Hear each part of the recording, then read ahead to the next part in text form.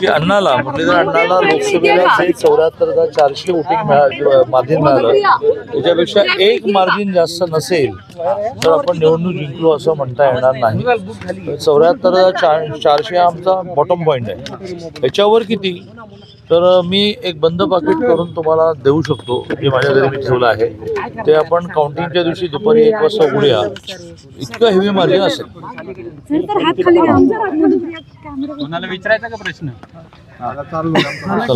दादा मतदान केलंय काय लोकांना आव्हान करणार नाही लोकांना आव्हान असं करेन की 142 कोटी लोकसंख्या असणारा आणि जवळजवळ 99 कोटीच्या आसपास मतदार असणारा हा देश सातत्याने 51 पासून निवडणुका झाल्या नाहीत असं कधी झालंच नाही. 75 ते 77 आणीबाणीचा पिरियड सोडला तर लोकसभेच्या निवडणुका विधानसभेच्या निवडणुका सातत्याने झाल्या आणि त्यामुळे जगामध्ये अतिशय व्यवस्थित रुजलेली ही लोकशाही आहे.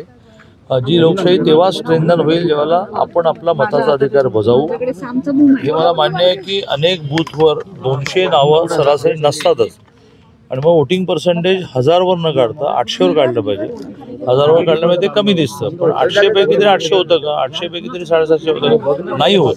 आणि त्यामुळे आपल्या सगळ्यांना इलेक्ट्रॉनिक मीडियाच्या माध्यमातून आवाहन करेन की मत कोणाला द्यायचा हा इतका गुप्त विषय आहे सिक्रेट आहे की बायकोने कोणाला मतदान केलं नवऱ्याला माहीत नसतं पण मतदानाला तर जा अशी मी आपल्या सगळ्यांच्या वतीने आवाहनीकरण विनंती करेन. राज्यात काय परिस्थिती राहील महायुतीला किती जागा मिळतील असं क्लिअर झालं. उलट वोटिंग पर्सेंटेज वाढल्यामुळे वाढीव टक्का हा नेहमी BJPच्या महायुतीच्या बाजूने असतो.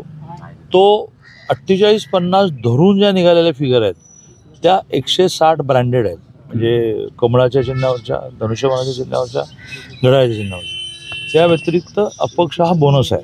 144ला राज्य येतं 160 ब्रँडेड आहेत आणि त्यामुळे वाढीव टक्का हरियाणामध्ये चमत्कार काय घडला तर टक्का वाढला.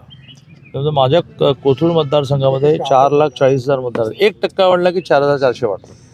10% वाढले तर 44,000 वाढलं.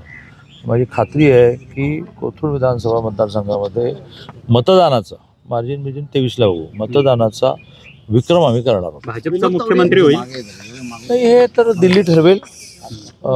आमच्या पार्टीमध्ये एक चांगलं आहे की देवेंद्रजी उपमुख्यमंत्री झाले एकनाथजी मुख्यमंत्री झाले पण तो कोणी त्याची नाराजी व्यक्त केली नाही कारण नेत्याने जो घेतलेला निर्णय आहे तो काही विचार करून घेतलेला निर्णय असतो. त्यामुळे याही वेळेला कोण मुख्यमंत्री होईल हे दिल्ली ठरवेल.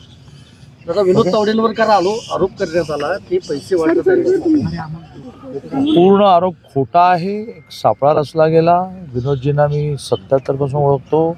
आम्ही दोघे केवळ मित्र नाही आहोत कार्यकर्ते नाही आहोत नेते नाही आहोत. आम्ही एकमेकांच्या घरातले मुलं आहोत. त्यांच्या घरातल्या एकूण माणसांना मी ओळखतो.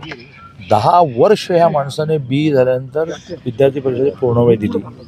आयुष्यामध्ये ज्याला म्हणतात की अर्थकारण म्हणजे व्यवसाय नोकरी न करता सातत्याने विद्यार्थी परिषद मग BJP एकदा आमदार दोनदा आमदार तीनदा आमदार विधानसभा विरोधी पक्षनेता विधान परिषद मंत्री असा माणूस हे करू शकत नाही. सर्वसामान्य माणसाला माहिती असल्यामुळे डाव पलटला. घराघरामध्ये विनोदजींबद्दल आणि BJPबद्दल सहानुभूती निर्माण झाली की अरे हे विरोधक कुठल्या थराला जाणार आहे. 5 कोटीने सुरुवात केली सापडले का 5 कोटी. मग आता जी बदनामी झाली विनोदजींची तुम्ही एखादी गोष्ट करताना त्या माणसाला आयुष्यातून उठवतात. राजकारण सोडावं गेलं. उद्धव ठाकरे संजय राऊत म्हणतात की भाजपमधलंच गँगओव्हर आहे. नाही हे तर त्यांनी म्हणायचंच असतं ना. उद्धवजी आणि संजय राऊत काय म्हणतात प्रामुख्याने संजय राऊत काय म्हणतात याच्यावर एक पुस्तक तयार होऊ शकतं आणि काय म्हणाले आणि काय निष्पन्न झालं याच्यावर आणखीन एक पुस्तक होऊ शकतं.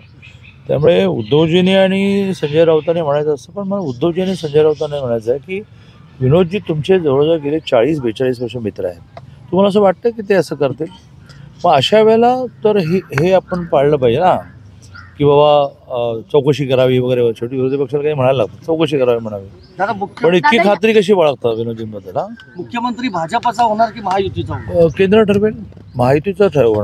महायुतीचाच होणार पण तो कोणाचा होणार हे केंद्र ठरवेल. आणि सुदैवाने काय झालंय की जरी एकनाथजींची शिवसेना आणि अजितदादांची राष्ट्रवादी हे वेगळे पक्ष आहेत त्यांना वेगळं अस्तित्व आहे स्थान आहे महत्त्व आहे रिस्पेक्ट आहे तरी ते दोघेही मोदीजींना मानतात आणि त्यामुळे तिघांचं पण म्हणणं आहे की भाई हम क्यों तय करें, प्रचार किया, आज वोटिंग होगा, 23 को रिजल्ट लगेंगे, जो करना है हो दिल्ली करे. विनोद तावडेंचा राजकीय गेम झाला असा विरोधकांकडून टीका केली, कारण हितेंद्र ठाकूर म्हणाले होते की भाजपच्या बड्या नेत्याकडून टीप मिळाली. असं राजकारणात म्हणायचं असतं, पण असं महाराष्ट्राच्या राजकारणात नव्हतं.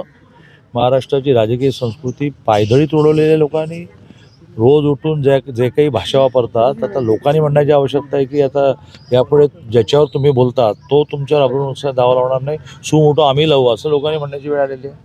त्यामुळे कोणी काय म्हणायचं, विरोधकांना तसं म्हणावं लागतं. पण हितेंद्रजींना मानलं पाहिजे की त्यांनी ते कल्चर दाखवलं, की त्या सगळ्या घराड्यातून त्यांनी विनोदजींना बाहेर काढलं आणि ते त्यांना बरोबर घेऊन बाहेर पडले. It's a culture of Maharashtra. हे नाही कल्चर महाराष्ट्राचं. एक घटना घडली, शहानिशा करायच्या नाही, दो इकोसिस्टम डेव्हलप करायचे, हे कुठून झालं. दादा यावेळी पक्ष फुटलेले आहे, तर काय लीडवर तुमचा काही परिणाम होईल असं वाटतंय? पक्ष काय झाले? फुटले, 2 पक्ष फुटले. हां तर माझ्या लीडवर माझा लीड तर भयंकरच वाढेल. मी संध्याकाळी तुम्हाला एका बंद पाकिटामध्ये सील करून पाकिट देतो. 23 तारखेला दुपारी 1ला उघडायचं आणि टॅली नाही झालं तर मला सांगायचं. खूप खूप धन्यवाद.